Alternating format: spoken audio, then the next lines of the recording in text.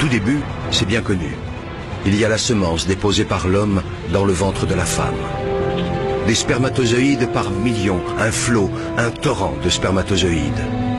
Tous vont mourir, tous, sauf un. Pour eux, les messagers de la vie, c'est le début d'une véritable course au trésor, d'un sprint éperdu de plusieurs heures vers un rendez-vous galant, avec au bout, peut-être, la récompense du haut vainqueur et une fabuleuse promesse de vie.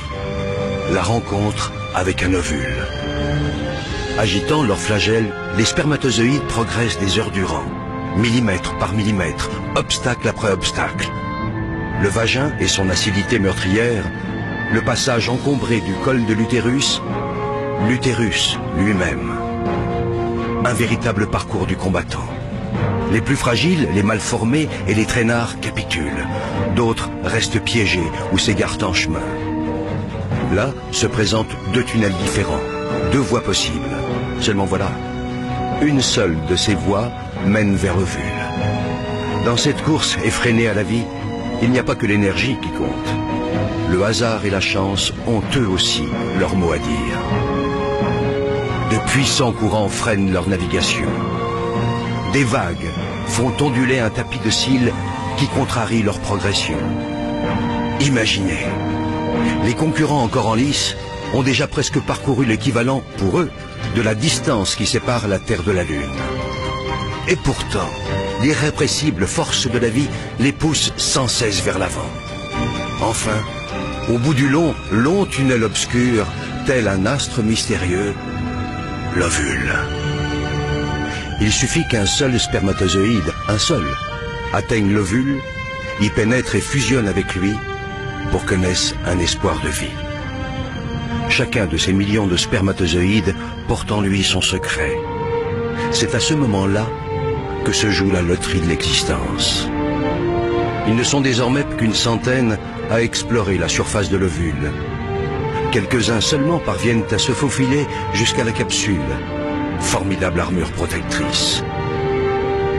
Dernière agitation, ultime frénésie. Soudain, l'un d'entre eux finit par trouver la voie. Ça y est, c'est lui, le seul, l'unique. Aussitôt percé, la carapace durcit et les autres spermatozoïdes se heurtent à une barrière infranchissable. Pour eux, le voyage est terminé.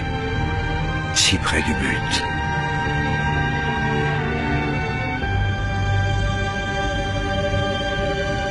Pour le vainqueur, le périple continue.